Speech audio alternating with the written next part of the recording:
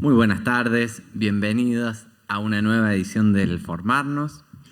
Venimos de una clase de análisis político. La clase que viene vamos a tener nuevamente un módulo práctico de liderazgo con Claudia Bernaza, que no es la semana que viene, pues feriado, sino la otra. Pero hoy muy en línea con el último encuentro, en donde Marcelo Koenig y Matías Matalini nos hablaron de análisis político y de actores.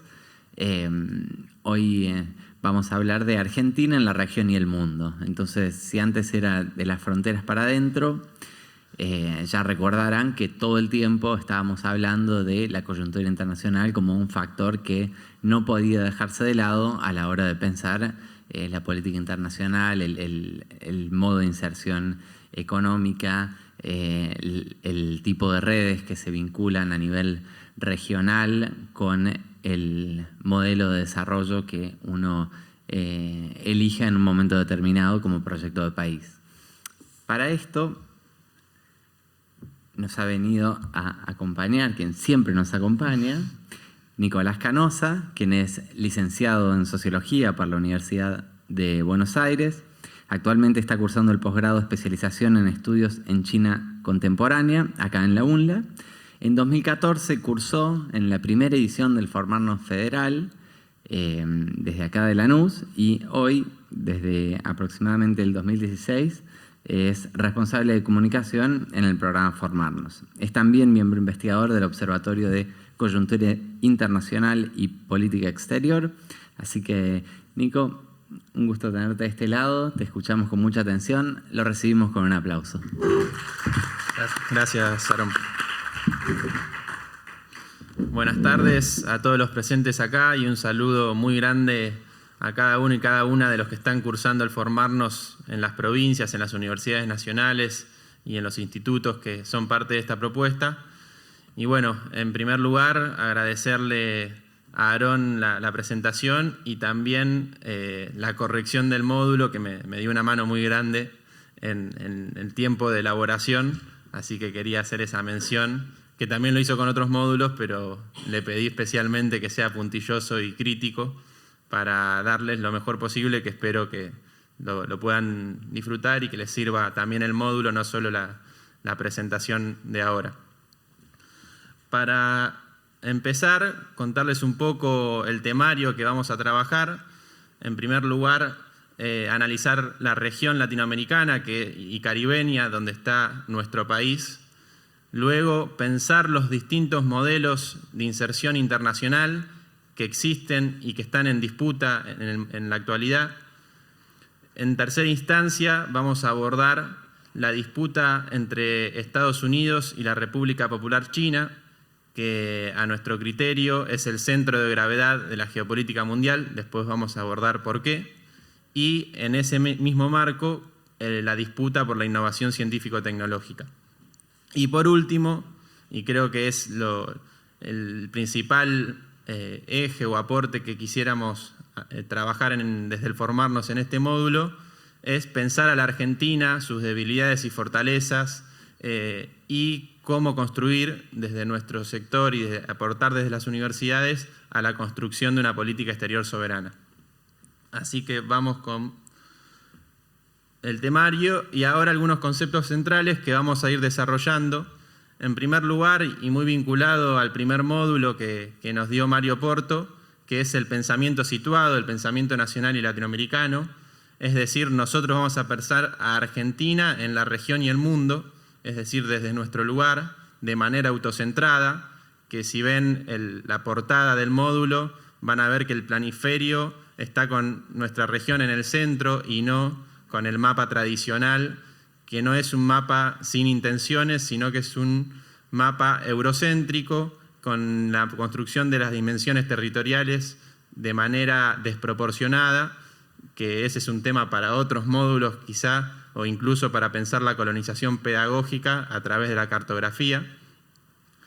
En segunda instancia, vamos a hablar de geopolítica como concepto central, y la pensamos de manera amplia, es decir, entendiendo que la geopolítica es y está muy influida por la cuestión geográfica, por la dimensión de los espacios territoriales, pero que no solo nos cerramos en esa concepción, que es más vinculada a los orígenes de este concepto en el siglo XX, sino también con algunos aportes más actuales que plantean que la geopolítica también tiene que ver con los imaginarios, con la construcción de sentido y de las representaciones que existen sobre otras civilizaciones, sobre regiones del mundo, y me parece que ese concepto va a atravesar también el módulo y la conversación de hoy.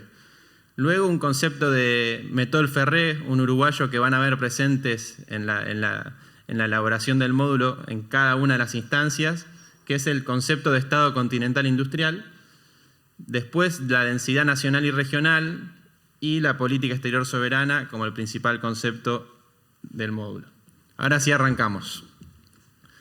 ¿Por qué hablamos de estados continentales industriales? Y para eso vamos a acercarnos un poco a la historia reciente. Cuando la Segunda Guerra Mundial finaliza, en el año 1945, un dato de la realidad es que los principales actores que surgen y que van a protagonizar casi todo el siglo XX son la Unión Soviética y los Estados Unidos. ¿Y qué características en común tienen estos estados? Que tienen dimensión geográfica, por eso la vinculación con la geopolítica, de dimensión continental. A la vez, ambos países o estados construyeron un avance industrial muy grande y con un grado alto de desarrollo científico-tecnológico, al punto de que una de las cuestiones que uno más ve en las películas y tuvo mucho impacto fue la llegada a la Luna, y eso está muy vinculado a la cuestión científico-tecnológica. ¿Y por qué queremos hacer esta alusión? Porque nosotros creemos que América Latina, para ser un polo de poder, para no ser objeto de la historia, sino actor, debe constituirse como un estado continental industrial con alto grado de desarrollo científico-tecnológico. Y estos estados, Estados Unidos, la Unión Soviética, hoy podemos pensar en China, en la Federación Rusa o en India, o también la Unión Europea, que se encuentra en problemas internos, pero también tiene una dimensión casi similar, se constituyeron como esto y rebasaron o superaron a los estados que fueron protagonistas en el comienzo del siglo XX y casi todo el siglo XIX, como Gran Bretaña, Japón, Alemania, que eran estados-nación con alto grado de desarrollo industrial, pero que una vez que Estados Unidos se conformó como continente industrial, fue superado. Y luego la Unión Soviética con la Federación de Repúblicas Socialistas, que a partir de la Revolución de 1917 comenzó a avanzar en este sentido. Y decíamos que pensamos esto de manera situada. Y Metol Ferré nos decía que para constituir ese Estado continental industrial hay que pensar los centros de poder reales y potenciales, ver cuáles son los puntos desde donde podemos construir esa integración, esa construcción, y ahí lo vamos a vincular con lo que Metol decía, que la relación entre Argentina y Brasil era el punto neurálgico de la integración. Y también Metol, que fue muy influido por Perón, por un discurso que el general Perón da en la Escuela Superior de Guerra en el año 1953, un discurso secreto realizado el 11 de noviembre para los altos mandos, donde analizaba el estado de la situación de América Latina y su proyecto del ABC, que lo han nombrado en algunos de los encuentros anteriores, que constituía, recordemos, la unión entre Argentina, Brasil y Chile. Esto se frustra por el suicidio de Vargas, el presidente brasilero, que se suicida en la Casa de Gobierno por las presiones fundamentalmente norteamericanas, pero también internas, y se llega a un acuerdo con Chile, que gobernado por Ibáñez, otro militar, en el año 53. ¿Y cuál es el fundamento de este núcleo básico de la aglutinación que le dice Perón a la relación entre Argentina y Brasil en ese discurso? Es que nuestra región es un continente vastísimo y de diversos recursos naturales, materias primas, alimentos, y que allí, textual, estoy diciendo lo que dice Perón en ese discurso, ahí radica un gran privilegio, pero a la vez una gran amenaza. Porque allí, dice Perón, los imperios van por ellos, tanto por las buenas como por las malas, como lo ha demostrado la historia. Con lo cual, tenemos que pensar una estrategia para defender estos recursos y para aprovecharlos en beneficio de las mayorías populares y de la construcción de ese Estado continental. Acá yo menciono el acuífero guaraní, el Amazonas, el petróleo, el gas, el litio, son muchos más, y señalé a la Antártida como una de las cuestiones principales, porque también en la cartografía, en la construcción de los mapas que decíamos antes, nosotros no estamos acostumbrados a usar el mapa bicontinental, que desde el año 2010 debería usarse en todas las instituciones como el mapa obligatorio, y en el módulo ponemos el mapa del 2010 y otro que se encontraba en el plan quinquenal del año 51, que Perón a la cuestión de la Antártida la llamaba el asunto magno. Y creo que ahora en el siglo XXI cobra mayor actualidad, porque una de las reservas de agua dulce congelada más grande del mundo, la mayor, se encuentra en nuestra Antártida.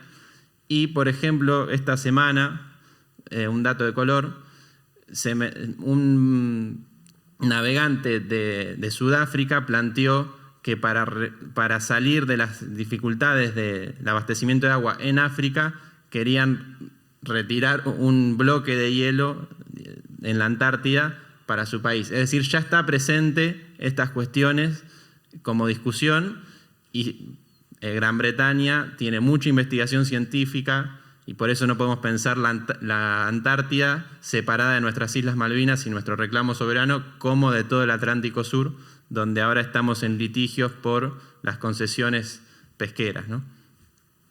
Y hay una frase que a mí me conmueve mucho de Metol, que está en Uruguay frente al Mercosur, a la sede, hay un mural muy lindo que dice: unidad suramericana para ser actores y no coro de la historia. Este creo que es el fundamento de la construcción del Estado continental industrial. Acá, cuando publiquemos en nuestra página las diapositivas, les comparto una frase sobre Perón, sobre la Confederación Sudamericana.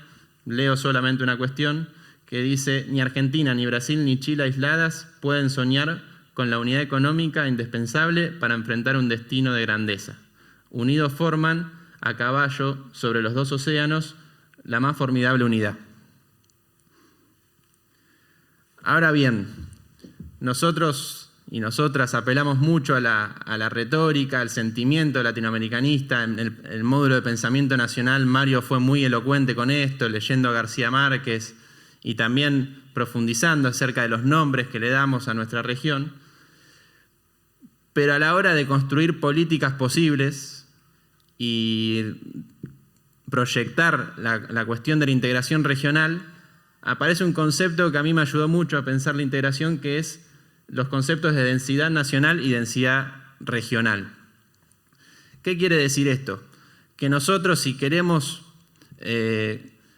pensar qué nos puede dar un Mercosur, un ALBA, una CELAC, estas instituciones de integración existentes o a construir incluso, siempre tenemos que tener en cuenta cuál es el grado de densidad nacional. Y para medir la densidad nacional hay que analizar, por ejemplo, la capacidad de los liderazgos nacionales, la estabilidad institucional de las fuerzas políticas al interior de un país, cuáles son, por ejemplo, la capacidad del pensamiento crítico de las instituciones educativas, la formación interna de la estructura económico-productiva. Eso en el plano de lo nacional, esa es la densidad nacional. Porque nosotros, como vimos en el primer módulo, nos terminamos dividiendo en repúblicas, y eso es un dato de la realidad. Construimos de manera estatal a través de países que luego se integran en distintas etapas de nuestra historia en instituciones entre estados. Y después hay una densidad regional, porque efectivamente somos una región. Y esa densidad regional se compone de la situación interna de cada país, que siempre hay que conocerla. Por ejemplo, cuando un país se encuentra en situación muy crítica, sea de tensiones internas, violencia, por ejemplo, Colombia, 60 años de guerra, o países de Centroamérica, América Latina y el Caribe, con una situación de dependencia estructural a otros países, hay que considerarlos para no pedirle más de lo que pueden dar en ese marco de situación o en ese estado de la integración. Y asimismo, cuando pensamos la densidad regional, como decía, entre la situación interna de cada país, cómo están conformadas las instituciones existentes, qué reglas de juego plantean, si benefician a pocos países o si distribuyen los beneficios de las políticas de ese bloque, sea Mercosur a través de los acuerdos comerciales, sea la UNASUR a través de su Consejo de Defensa o de lo que intentó ser las políticas de salud para mejorar la interconexión entre nuestros países y los ministerios de salud, o a través de los espacios más políticos de UNASUR. Y a su vez, cómo esas instituciones se proyectan de manera conjunta hacia el resto del mundo. Es decir, por ejemplo, en el caso Malvinas, ¿tiene mucho más peso que cada país se pronuncie por separado, o cuando la CELAC más China, por ejemplo, en el año 2015 se pronunciaron juntos respaldando a nuestro país en el caso Malvinas y los fondos buitres? Es decir, cuando hay proyección conjunta es más fuerte la densidad regional.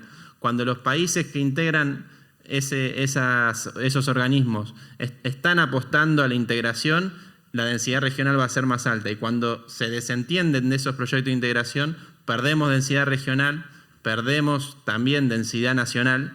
Y hoy pensaba antes, por si surgía alguna pregunta, que también puede haber una densidad antinacional, que va en perjuicio, o densidad antirregional, que va en perjuicio de instituciones y quizá construyen otras. Y cuando construyen otras es porque hay distintos modelos de inserción internacional y modelos de política exterior contrapuestos. Hay muchas formas de denominarla. Yo inventé una para cada modelo que venimos analizando, particularmente en cada encuentro. Creo que hay un regionalismo neoliberal globalizante que se lo suele llamar abierto. Yo prefiero no utilizar esa categoría porque supone que hay otro cerrado, y me parece que no, que son distintos modelos de inserción. Y el regionalismo neoliberal o los estados que construyen desde este modo de política exterior, de una manera mucho más fuertemente ligada al mundo de las finanzas, a seguir las reglas del mercado. Por ejemplo, interesarse por ingresar a la Organización de Cooperación y Desarrollo, que es el club de las buenas prácticas del mercado, así se autodenominan, o firmar acuerdos de libre comercio con otros estados o la Unión Europea, que es un conjunto de estados donde tenemos grandes asimetrías productivas, científico-tecnológicas, y que firmar un acuerdo sin contemplar esas asimetrías sería muy perjudicial para nuestra región. Esto se está debatiendo en la actualidad. Se mencionó hace una semana en la presencia del presidente de Brasil en la Argentina que había muchas intenciones de firmar en la próxima sesión del Mercosur en julio, en Santa Fe, el acuerdo de libre comercio con la Unión Europea, que es un acuerdo que se viene negociando hace 20 años y que todavía no se firmó, y me voy un poco del módulo. Esperemos que no se firme, porque al haberlo estudiado creo que sería muy grave, no solo para los trabajadores, sino también para las empresas de nuestros países. Y nuestra consideración es que los que conducen la política exterior construyendo un regionalismo neoliberal globalizante, porque a mi parecer hay una idea de región también en estos sectores muy distinta a la nuestra, pero hay una idea de región al fin, es lograr que las reformas estructurales que se quieren llevar a cabo en el plano interno y tienen resistencias sean depositadas o sirva como polea de transmisión el frente externo para que esas se ejecuten. Es decir, a la hora de, por ejemplo, de realizar una reforma laboral o una reforma previsional o una reforma tributaria, que sirva como excusa la exigencia de una firma de un tratado de libre comercio o del ingreso a una institución para presionar en lo interno para que esa cuestión tenga que salir por los parlamentos. Y de manera contrapuesta y en disputa, hay un modelo de unidad de integración y unidad soberana, donde hay grandes principios que se mantienen a lo largo de la historia, como es el respeto a la soberanía de los estados, a la autodeterminación de los pueblos, a la igualdad entre las partes, a la búsqueda de construir relaciones ganar-ganar, es decir, que en una negociación entre estados, sean de la misma región o sea con otros países del exterior, haya un beneficio mutuo que hoy lo podemos entender como el aporte a la construcción de un mundo multipolar. En otros momentos se podría decir la igualdad entre los países del tercer mundo para, en esa tensión que hablábamos antes entre las dos superpotencias, tener mayores niveles de criterio y de unidad en las negociaciones para no ser sometidos por los grandes poderes. Porque en definitiva en la geopolítica hay lucha de intereses, hay búsqueda de imposiciones que si vamos a enfrentar esas imposiciones y esa lucha de intereses de manera separada, vamos a estar, por supuesto, más debilitados. Y ahora sí, para pensar las instituciones de la integración, para pensar la proyección de la integración, siempre me parece que hay que tener consideraciones y luego pensar algunos desafíos. Por un lado, siempre considerar el peso específico de los actores en juego, sean instituciones estatales o empresas transnacionales que tienen intereses en el marco de nuestros estados. Porque no solamente hay disputa entre estados, sino capitales globales, grandes cadenas de valor globales que tienen presencia y mucho poder en nuestra región, del capital financiero, que también incide y que se introduce en los estados. Es decir, medir las correlaciones de fuerza para hacer la política que uno desea y a la vez ir construyendo la fuerza para hacer la política que nosotros anhelamos. Nunca hacemos lo que nosotros queremos y deseamos, sino hacemos lo que podemos en el marco de las relaciones de fuerza, pero a la vez, para no caer en el posibilismo, construimos la fuerza de la política que queremos. Y ahí, y por eso creo que el formarnos es valioso que podamos, no por lo que yo diga, sino porque esto está presente desde sus inicios, que trabajemos en la conciencia nacional y regional. Porque la política exterior tiene sustento en la política interna, y la política interna tiene que tener un encuentro con el pueblo, con los pueblos, con las organizaciones, con las personas que integran los países, porque si no termina siendo cosa de jefes de Estado, y nosotros creemos que la integración no solo debe ser institucional, sino también desde los pueblos. Tarea difícil, pero creo que la construcción de conciencia nacional y regional es fundamental. Y a veces nos encontramos con limitaciones en que los cuadros técnicos, económicos y políticos de las distintas instituciones solo piensan en nacional y no en términos regionales. Y ahí terminamos haciendo patria chica y no patria grande, como decía Mario Porto en el primer encuentro. Esos son desafíos. Construir la correlación de fuerza necesaria para fortalecer la integración, que en los cuadros políticos y técnicos se formen en estos temas con conciencia nacional y regional, que son complementarias, no son contrapuestas, aunque por supuesto hay tensiones porque no dejas de representar a tu Estado, pero siempre con una visión más grande. Y nuestra visión, a diferencia de la anterior que mencionábamos, la del regionalismo neoliberal globalizante, es multidimensional y no se concentra solo en lo comercial. Cuando vean el módulo van a ver que la fundación del Mercosur se da en el año 1991 en el marco de una oleada neoliberal donde la Unión Soviética se había caído y se construyó esto de la idea del fin de la historia y que el capitalismo era irreversible, etcétera, etcétera. Y el Mercosur surgió como un entramado fundamentalmente comercial, dejando de lado otras agendas. Y creo que nuestro modo de inserción internacional no solo piensa en la construcción de la economía, que es fundamental, pero nosotros pensándola más desde el entramado productivo, científico y tecnológico e industrial, sino de un modo multidimensional, construyendo agendas para la agricultura familiar. Quizá quienes están del otro lado en algunas provincias han conocido, tenido experiencias del Mercosur trabajando en las provincias en temas de salud, agricultura familiar, juventud, derechos humanos. Es decir, hay construcción de agendas por fuera de lo económico comercial, que fue lo que caracterizó al Mercosur entre el 91 y el 2003, hasta el consenso de Buenos Aires firmado por Lula y Néstor Kirchner en la provincia de Buenos Aires. Es decir, nuestra visión es de una integración multidimensional.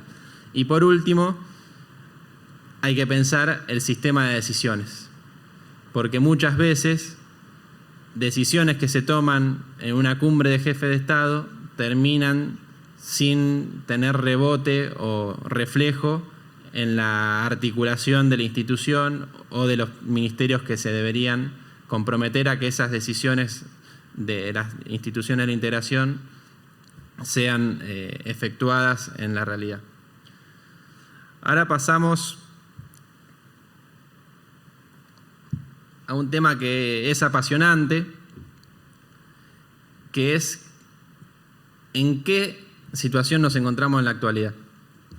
Y nosotros elegimos el concepto de centro de gravedad de la geopolítica mundial para pensar la relación entre China y Estados Unidos, porque siempre nosotros, como decía Jorge Bolívar, un gran pensador nacional que recomiendo, siempre hay que recrear las condiciones de poder del lugar y del fenómeno de estudio. Y ahora nosotros no solo estamos estudiando y buscando transformar la realidad, lo cual cobra mayor importancia.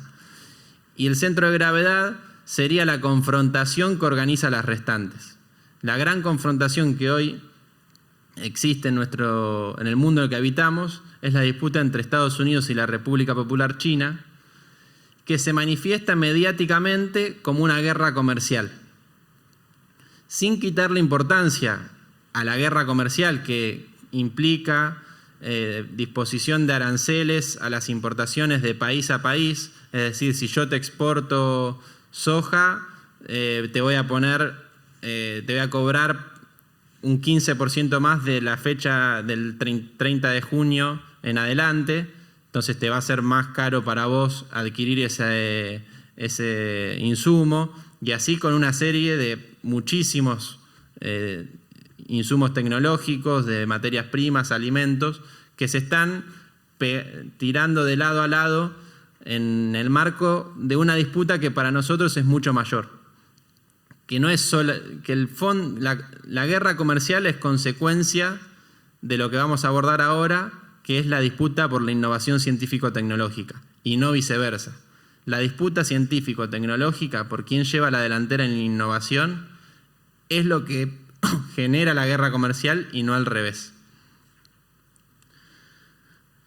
Para analizar o fundamentar por qué decimos esto, de que el centro de gravedad es esta disputa, analizamos la Estrategia de Seguridad Nacional de Estados Unidos, que es un documento que cada gestión suele publicar una o dos veces, de acuerdo a los cambios dinámicos o no, y el gobierno de Donald Trump la publicó en diciembre del 2017. Y yo considero que es un documento clave para analizar la geoestrategia norteamericana. Y cuando hablamos de geoestrategia, nos referimos a cómo un Estado administra sus intereses geopolíticos, en este caso, que Estados Unidos es una potencia global, alrededor del mundo.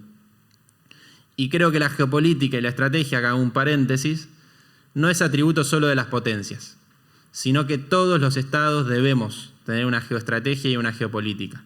Desde nuestra parte, para la liberación, para el respeto mutuo entre los estados, para el respeto de la soberanía y no para la imposición y la dominación. En este caso, si ustedes ven las citas que hacemos y si se interesan en ver el documento, van a ver que justamente acá hay un documento fundamental de una geoestrategia de dominación. Este documento dice en uno de los principales puntos que el avance de China y Rusia modifican la balanza de poder, con consecuencias globales y amenazas a los intereses de Estados Unidos. Este documento primero hace un abordaje general de la situación internacional y después piensa qué hacer para cada región del mundo. Entonces, para América Latina, por ejemplo, plantean la búsqueda de profesionalizar y ayudar a las fuerzas de seguridad y militares de cada uno de los países, plantean encarar y facilitar reformas judiciales para combatir la corrupción y a los liderazgos corruptos. Todo lo que estoy diciendo es textual. Esto está presente en el documento de la Estrategia de Seguridad para América Latina. Y dicen también que en nuestra región el avance de China y Rusia están poniendo en jaque su dominio tradicional. Y ahí plantean que China fundamentalmente a través de préstamos y de acuerdos económicos y Rusia a través de acuerdos militares, y dice textual, recreando una nueva guerra fría en su apoyo a Venezuela y Cuba. Y luego en otras partes del mundo como Europa, África, el este de China, que es el Mar del Sur, que se encuentra en grandes conflictos, plantea que en cada uno de esos lugares China a través de distintas formas está amenazando su supremacía, sea a través de su modernización militar, a través de prácticas, como ellos dicen, de comercio desleales en Europa, etcétera, etcétera. Es decir, China aparece en cada región del mundo como una amenaza para Estados Unidos y después entramos en lo que es el núcleo de la disputa, que es la disputa por la innovación científico-tecnológica. Estados Unidos hoy en día destina el 2,74% de su PBI en investigación más desarrollo, según datos del Banco Mundial, China el 2,11%. Hoy en día Estados Unidos lidera en registro de patentes y tiene fuerte posición en ingeniería civil, industrias comerciales, fabricación de alta tecnología aeroespacial y científica. Todo esto según datos del Consejo Nacional de Ciencia de Estados Unidos, que tiene su antecedente en el Centro de Ciencia creado en el año 45, que tenía su antecedente en el año 1917, en pleno finalización de la Primera Guerra Mundial, que crearon un núcleo selecto de científicos respaldados por el Estado para profesionalizar y desarrollar tecnología militar de alta tecnología. Esto tiene una continuidad y hoy en día, siempre con respaldo estatal, siempre, estas instituciones tienen un gran presupuesto y fíjense cuánto destinan a su Producto Bruto. Después, por supuesto, dicen que el Estado no debe intervenir en la economía, en la ciencia y demás, pero las grandes potencias esto lo tienen como algo central. Y les voy a leer, aunque sea extenso, un fragmento de un discurso que da el vicepresidente norteamericano, citando la Estrategia de Seguridad Nacional que mencionábamos antes, en el año 2018, en un instituto muy prestigioso en los Estados Unidos, que es el Hudson, donde analizó en 40 y pico de minutos la relación de Estados Unidos con China. Yo voy a citar solo una parte para poder ingresar a entender o a empezar a realizar aproximaciones a China, que es un mundo aparte, muy complejo, que por nuestra colonización pedagógica que tenemos nunca nos acercamos a conocer el Asia y sí mucho a Europa. Pienso que primero hay que conocernos nosotros mismos, pero también creo que nuestras instituciones educativas han fallado en reconocer la tradición milenaria, no solo de China, sino también de otros pueblos, que cuando nos acercamos parece imposible de entender, pero creo que no hay un trabajo previo desde nuestra pequeña infancia, como decía Jauretche, que se ejerce la colonización pedagógica. Y leo ahora sí. Dice, el Partido Comunista Chino ha puesto la mira en controlar el 90% de las industrias más avanzadas del mundo, como la robótica, la biotecnología y la inteligencia artificial. A fin de estar en la cúspide de la economía del siglo XXI, Pekín ha dado instrucciones a sus burócratas y empresas de obtener propiedad intelectual estadounidense, la base de nuestro liderazgo económico, por todos los medios que sean necesarios.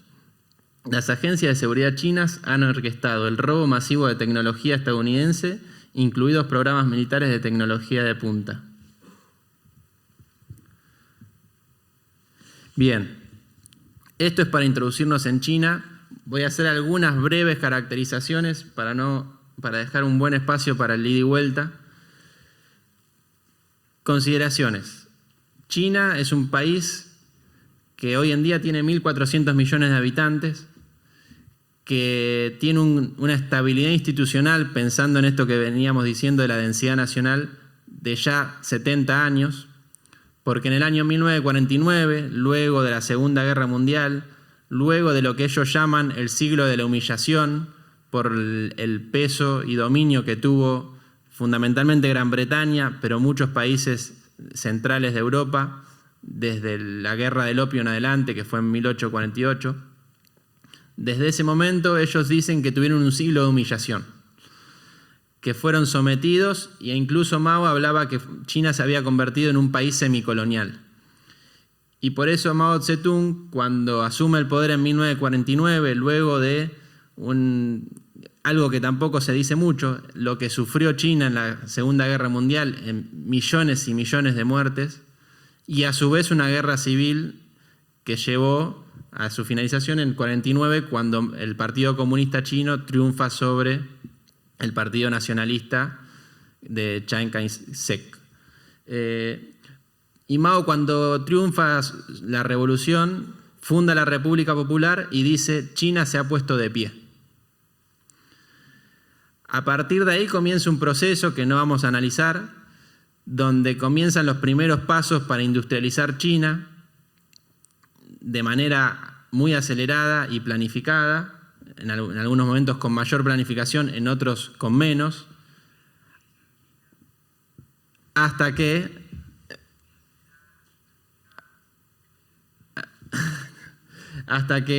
en el año 1978 se produce lo que se llama el periodo de reforma y apertura.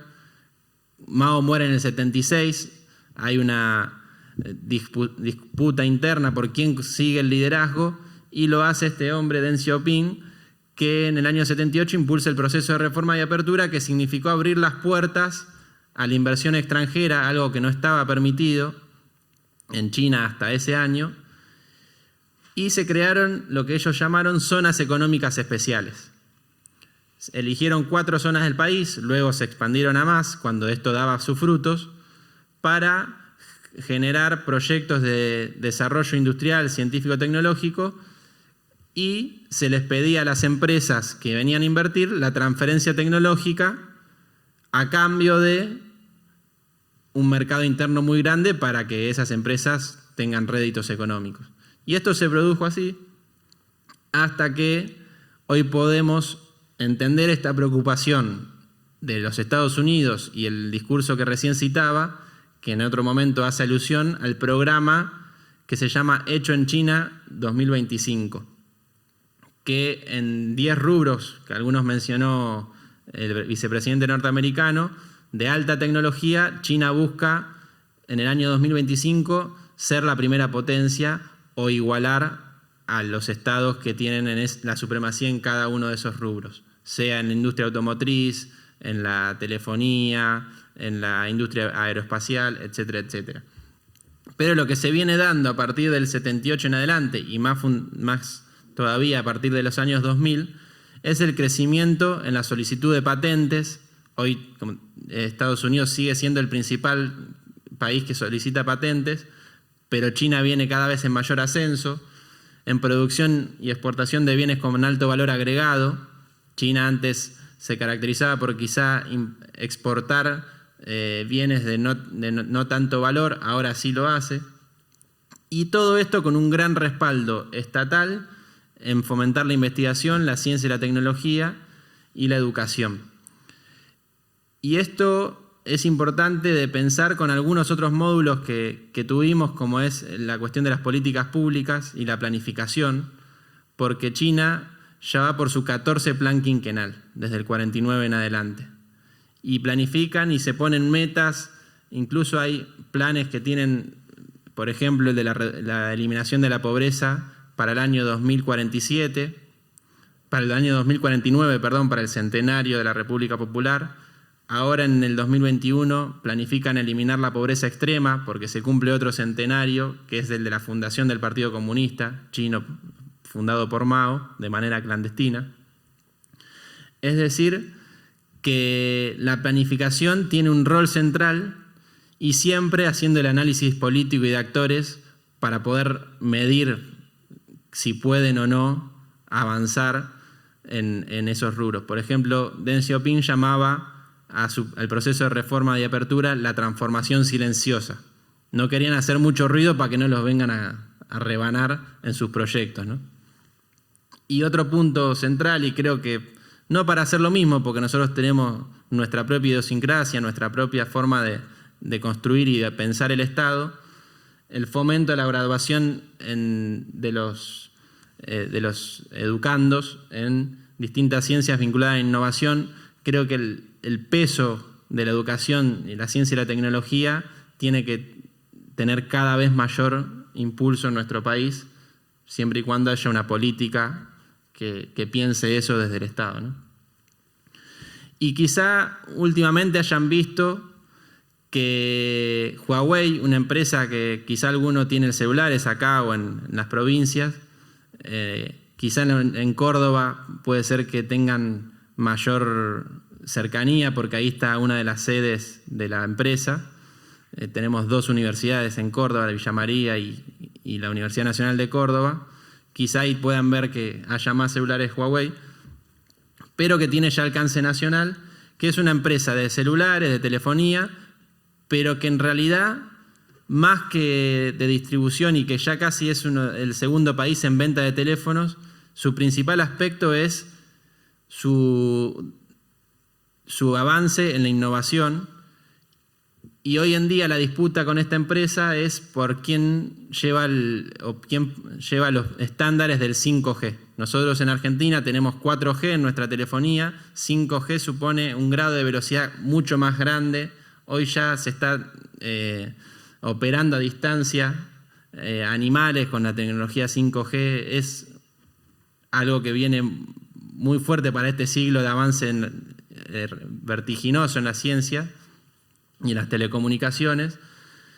Y por esta razón, no sé si se acuerdan que nosotros tuvimos el G20 en Buenos Aires el 30 de noviembre y el 1 de diciembre, y en el mismo momento que se estaban juntando Donald Trump y Xi Jinping, presidente chino, en Buenos Aires, ¿se acuerdan que fue uno de los ejes del G20 y la importancia que tenía este encuentro? En el mismo momento estaban deteniendo en Canadá a la hija del fundador de Huawei, que a la vez es la directora financiera de esta gran empresa.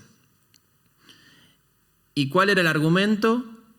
Estrictamente geopolítico, que Huawei había violado las sanciones a Irán que Estados Unidos le impone a ese país. No era un caso de corrupción, no era que habían violado normas financieras, no, era que habían violado sanciones a Irán y que habían negociado con este país desde la empresa. Ese fue el primer punto de conflicto visible. Y ahora lo que fuimos viendo a lo largo de este año, luego de este episodio, que ahora está en libertad bajo fianza, en Canadá todavía está la mujer, es que vemos un conjunto de presiones desplegadas por las autoridades norteamericanas tanto a sus aliados como a sus no aliados. En Oceanía, presionando a Nueva Zelanda y Australia para que no negocien con la empresa Huawei. En Europa, Gran Bretaña, Alemania, a la Unión Europea en su conjunto. Algunos países terminan aceptando las imposiciones norteamericanas, otros no. Por ejemplo, Gran Bretaña sí crea una... ¿Cuál es el argumento? Y lo que yo acá pongo como imaginario geopolítico es que Huawei es una empresa que viene a espiar a toda la ciudadanía del mundo. A lo cual le responde esta institución diciendo, en realidad no, lo que ustedes están viendo amenazado es que a través de su Agencia de Seguridad Nacional, que si saben, Edward Snowden fue el que reveló todo el entramado de espionaje masivo que hace esa agencia, que hasta su salida era casi desconocida. Hoy Snowden se encuentra asilado en Rusia. ¿Qué es lo que dice el director de Huawei? Ahora la NSA le va a ser más difícil recopilar todo porque Huawei va a disponer de la tecnología 5G en la mayoría de los países del mundo. Y por eso la disputa, decimos que el núcleo de esta confrontación es la innovación científico-tecnológica, y el caso Huawei es lo más evidente o lo que mejor contrasta esta afirmación. Hasta el punto que, a través de la Ley de Defensa de Estados Unidos, prohíben a que todas las administraciones gubernamentales, el Pentágono, e incluso ahora ya extendiéndolo a la sociedad civil, no puedan usar Huawei. Esto está reciente y calentito. Y en mayo de este año, hace un mes, Google, siguiendo las directivas de Trump, afirmó que no iba a renovarle las licencias de Android a los equipos Huawei. Todo esto está en disputa, en negociación, en tensión, y me parecía que estaba bueno traerlo a colación para pensar a Argentina en la región y el mundo, no solo desde el plano de lo histórico, sino también de la coyuntura, y cómo esta disputa trae amenazas, desafíos y oportunidades para nuestra región, siempre y cuando partamos de una política exterior soberana. Les leo brevemente algo que figura en la página oficial de Huawei, por lo cual yo les decía que no era solo una empresa de celulares. Dice: al 31 de diciembre de 2015 presentamos 52.550 solicitudes de patentes en China y 30.600 en el exterior, de las cuales un total de 50.300 fueron otorgadas. Huawei invierte más del 10% de sus ingresos en investigación más desarrollo anualmente. En 2015 se contrataron 79.000 empleados para el área de investigación, lo que representa el 45% de nuestra fuerza de trabajo total.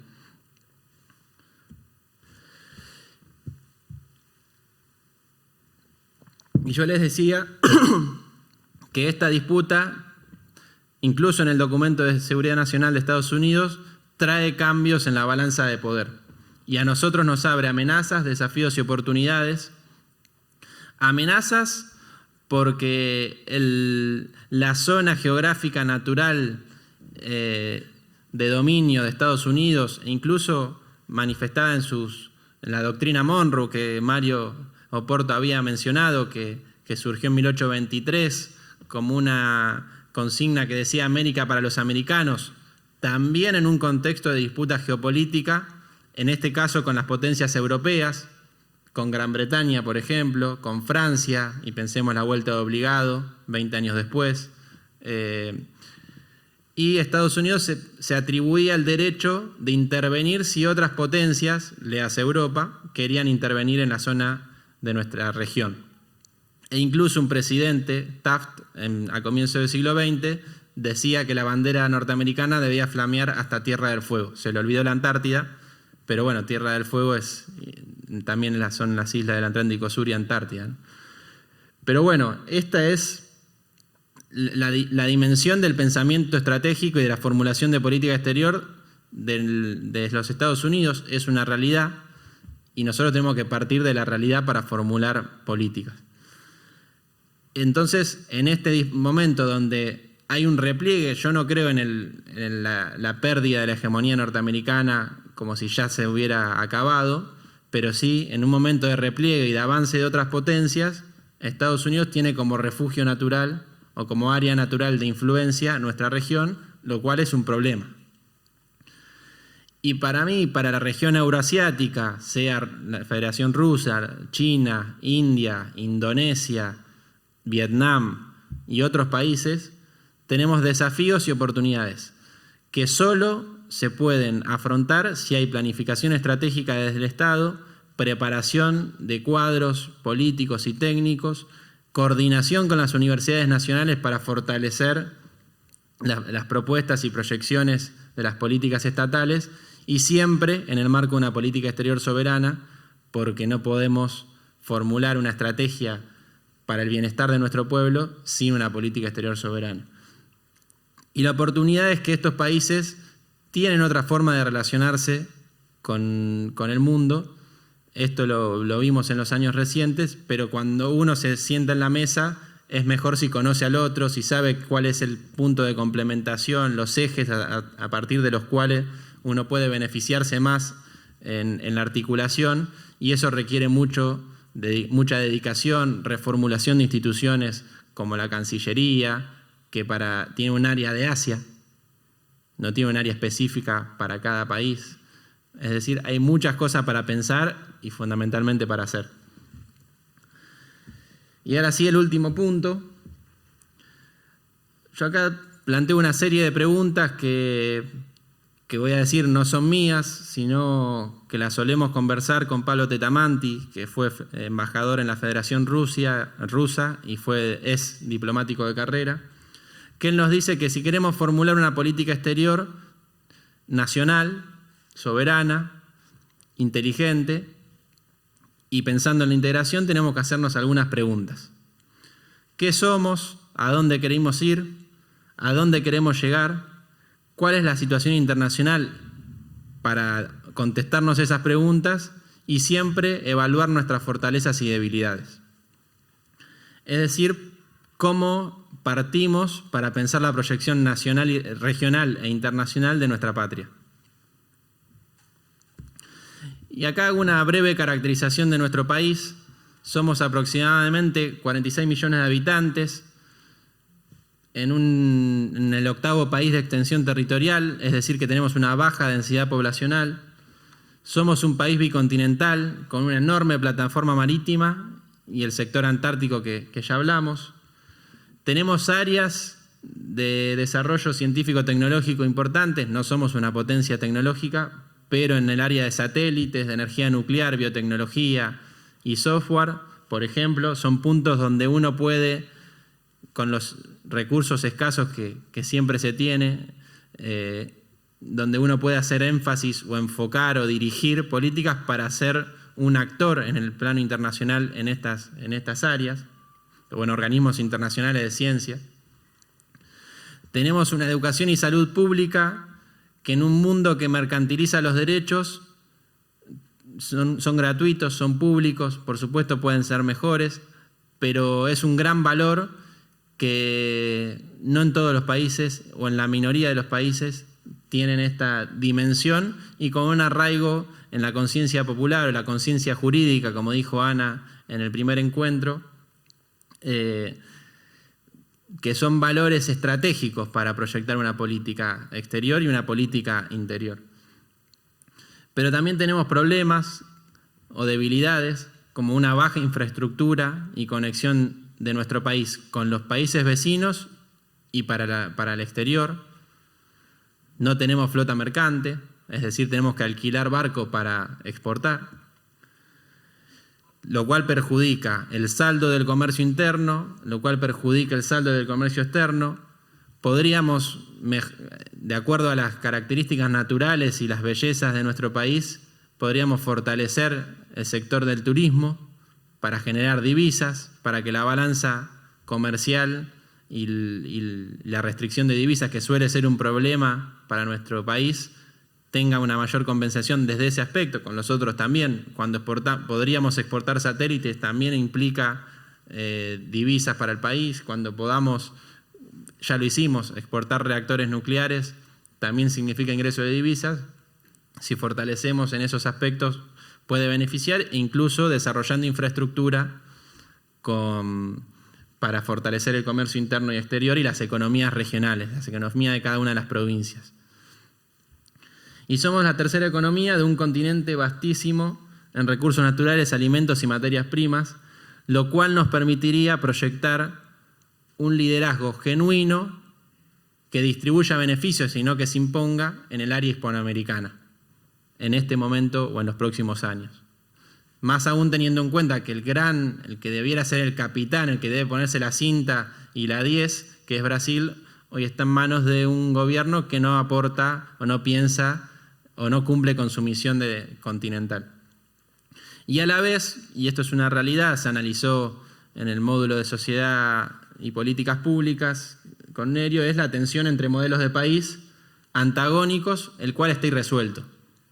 Y eso, para acuerdos, para negociaciones con otros países, siempre es un problema, porque hay una gestión que dice vamos a hacer las 2 represas hidroeléctricas o las centrales nucleares, y viene otra gestión y dice no, esto se cancela, y eso implica una desconfianza, un pensar más de una vez en la contraparte, ¿no? Por ejemplo, China en estos casos que mencioné. ¿Y cuál podría ser una política exterior en el siglo XXI? Si queremos un país con justicia social, cumpliendo con lo que quiere Francisco de las 3T, de tierra, techo y trabajo, con pleno empleo, con desarrollo. Para eso, vuelvo a insistir, y por eso lo señalé al comienzo, el concepto principal que quiero transmitir es la política exterior soberana. Para asumir el liderazgo genuino en nuestra región hispanoamericana, para complementarnos con los países euroasiáticos y con los países de buena voluntad que quieran cooperar en términos de ganar-ganar en las relaciones internacionales, implica no dejar nunca de reclamar nuestra soberanía en Malvinas, Antártida y Atlántico Sur, seguir planteando la regulación en los organismos internacionales del sistema financiero que perjudica y pone a la economía al servicio del dinero y no del hombre y la mujer y de los pueblos. Y creo yo que de acuerdo a las características de nuestro país, nuestra política exterior soberana puede pensarse como ser un actor, quizá no el protagónico, pero sí un actor en los organismos de ciencia y tecnología internacionales. Y por último, para cerrar, creo que la política exterior soberana requiere visión estratégica a mediano y largo plazo, es decir, qué queremos, a dónde queremos llegar. ¿Dónde estamos? Era otra pregunta. Analizar siempre de manera minuciosa los factores relevantes que inciden en la geopolítica mundial y en la geopolítica regional, que siempre son dinámicos, cambiantes, que mutan, y siempre eso hay que tenerlo visible para no errar en la formulación de la política exterior. Es decir, reconocer las relaciones de fuerza. Siempre administrar conflictos y presiones simultáneos que ocurren. Léase caso de los fondos buitres, a la vez que una disputa por el memorándum con Irán, para citar algunos ejemplos. Y siempre con coherencia, determinación y amor a la patria y al pueblo, que son requisitos fundamentales para una política exterior soberana. Y aunque quizás no suene académico, y tampoco estamos en un programa que sea estrictamente académico, sino de compartir y construir conocimiento juntos, creo que el amor a la patria y al pueblo es el requisito indispensable para poder tener una Argentina en la región y el mundo dirigida hacia el bienestar y la felicidad de los pueblos y la grandeza de nuestra patria grande. Gracias.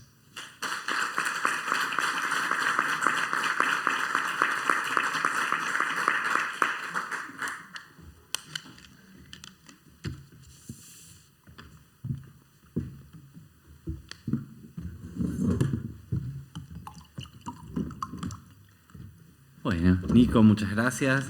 La primera pregunta que cayó viene desde Río Negro y tiene que ver con el tema que es una verdadera urgencia y que aparece en cada módulo sin importar la temática y que tiene que ver con el próximo gobierno. Te preguntan desde Río Negro cuál consideras que sería la geopolítica o el núcleo con el cual más deberíamos integrarnos en el caso que ganara la fórmula Fernández-Fernández, si China o la Unión Europea.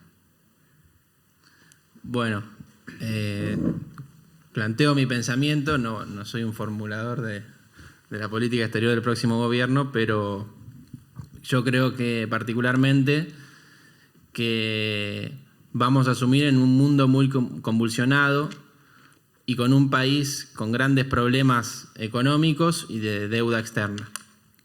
Y con un acuerdo con el Fondo Monetario Internacional que tuvo mucho apoyo desde los Estados Unidos para cada giro y para cada renegociación del mismo acuerdo que se firmó en el año 2018.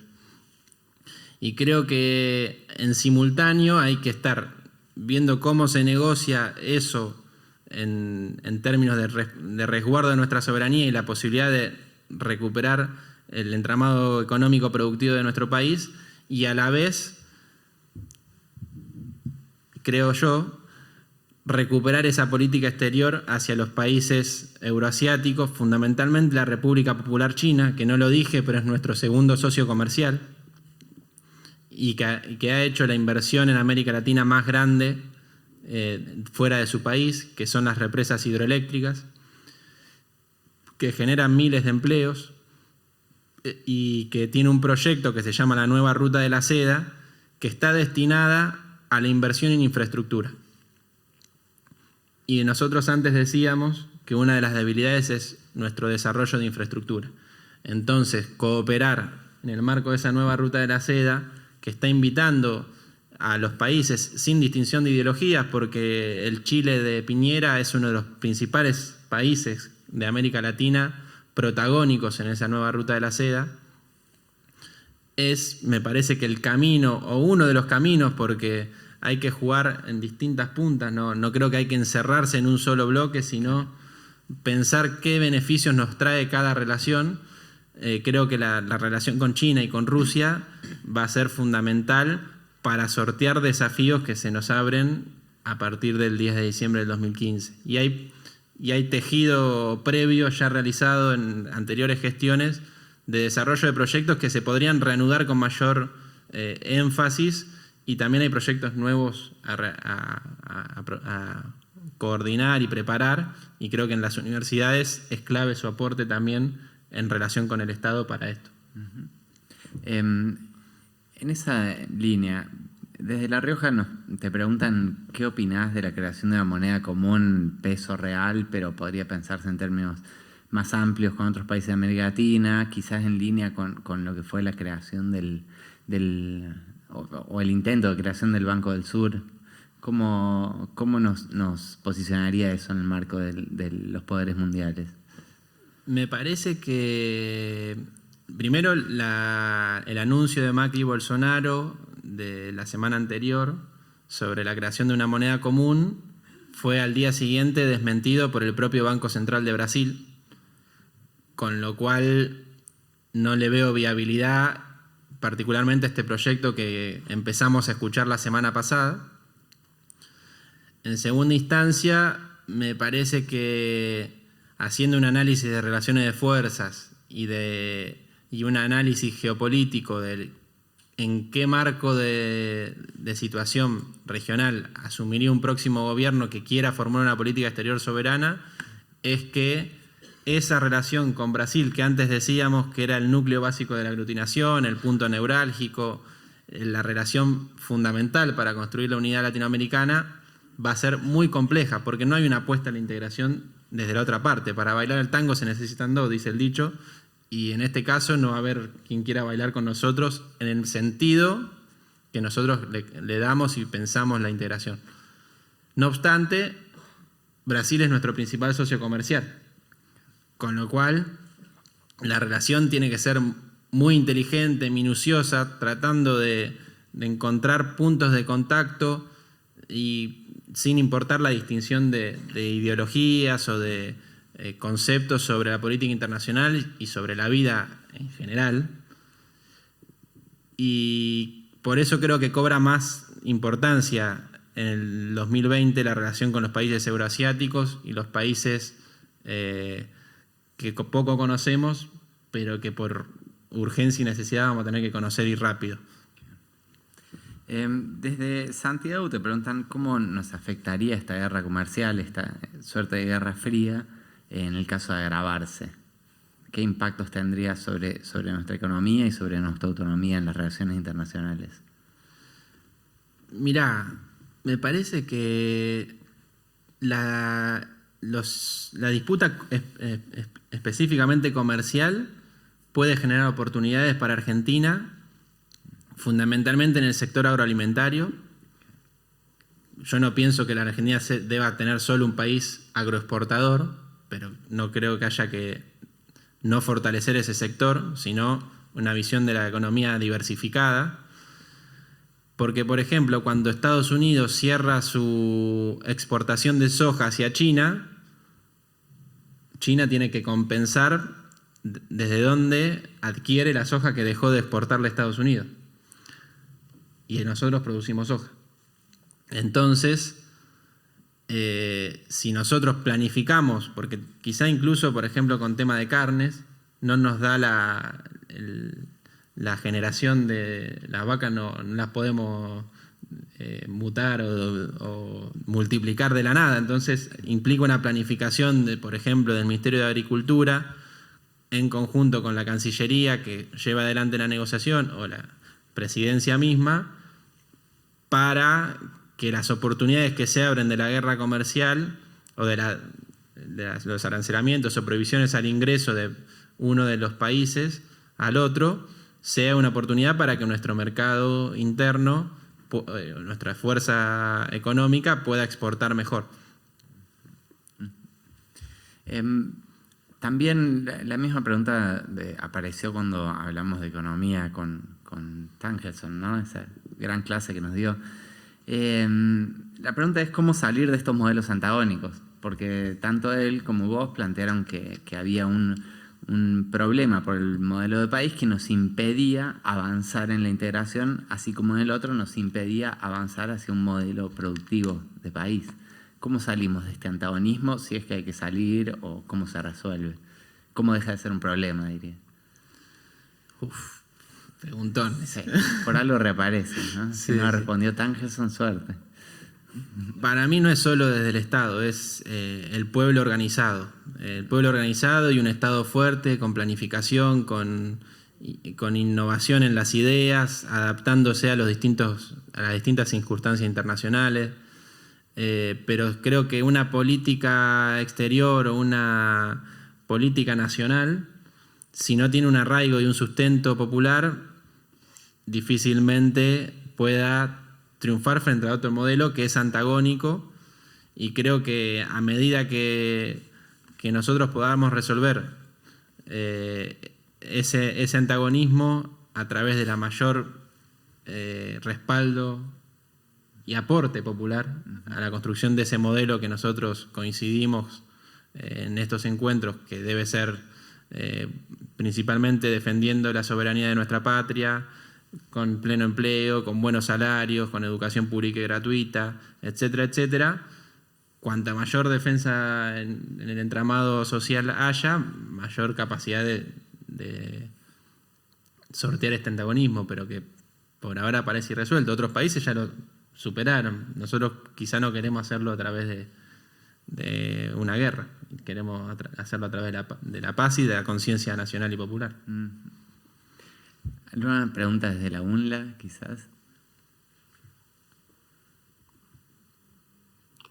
¿Preguntas?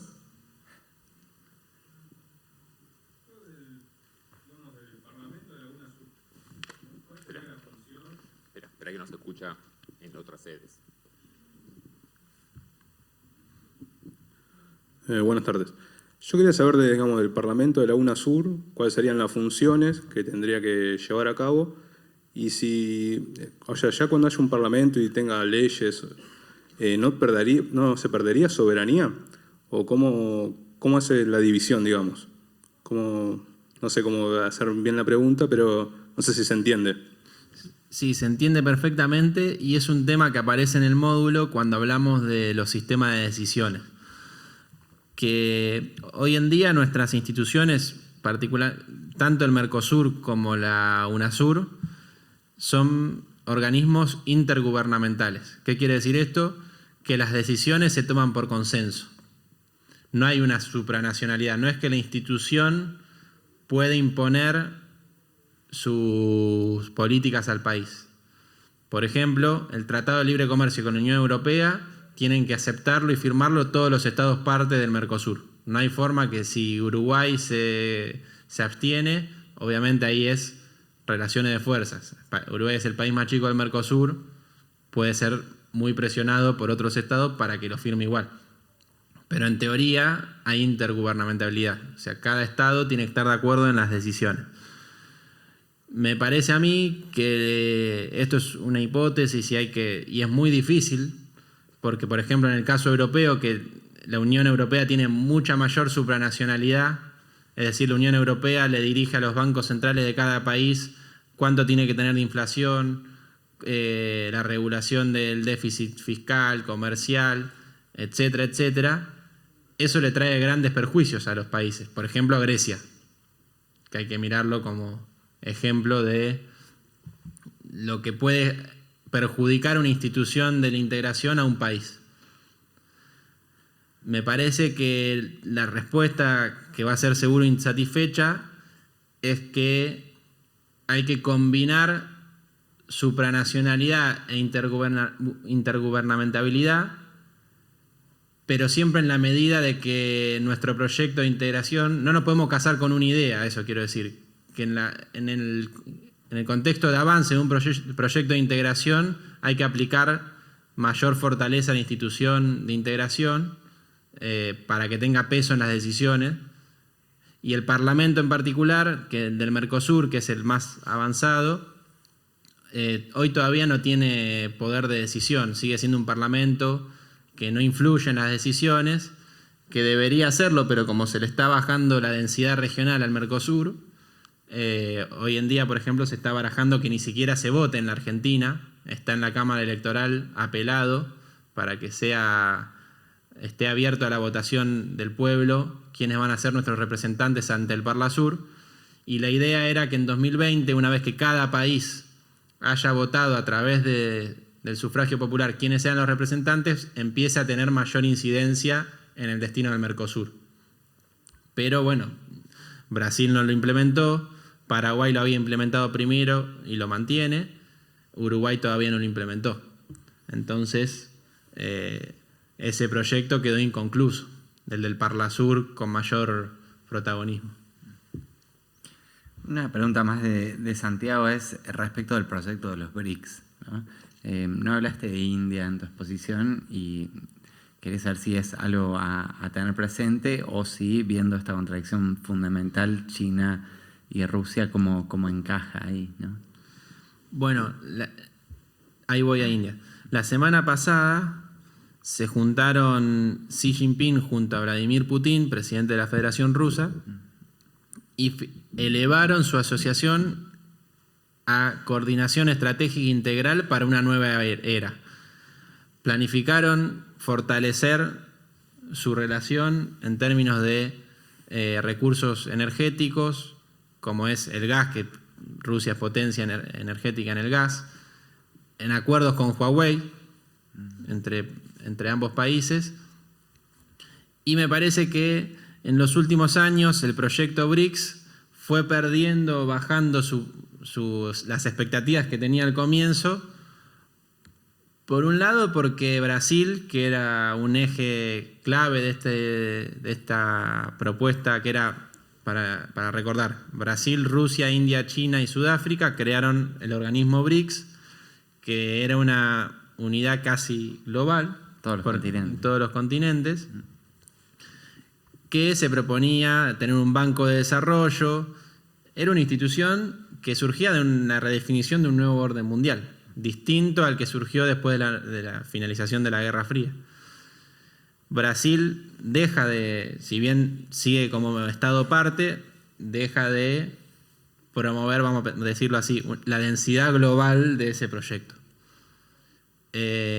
Sudáfrica no tiene gran peso en esa institución, e India tampoco es que, según lo que yo entiendo, se la jugó tanto por fortalecer los BRICS. Y creo que lo que ha quedado es una gran alianza entre China y Rusia, India que pivotea y también está construyendo su propio poder nacional y tiene problemas internos de desigualdad mucho más grandes que los otros dos países, entonces es más compleja su densidad nacional para proyectar su política internacional, pero va a ser un actor fundamental que tenemos que echarle el ojo desde nuestra región, porque se estima que va a superar en población a China en los próximos 10 años, y en nivel económico se espera también que supere a Estados Unidos después de que China lo supere. Entonces, no es que por eso hay que dejarle de echar el ojo. Muy bien. Bueno, como siempre, ahora vamos a pasar a los talleres, donde vamos a pensar un poco en todo esto que vos nos has planteado, todos estos pequeñitos problemas que planteaste en tu módulo. Y bueno, pensar un poco más de Argentina, Latinoamérica y cómo conjugan las ideas de integración que vimos en otros módulos con la realidad geopolítica mundial. Así que bueno, muchísimas gracias por esta clase.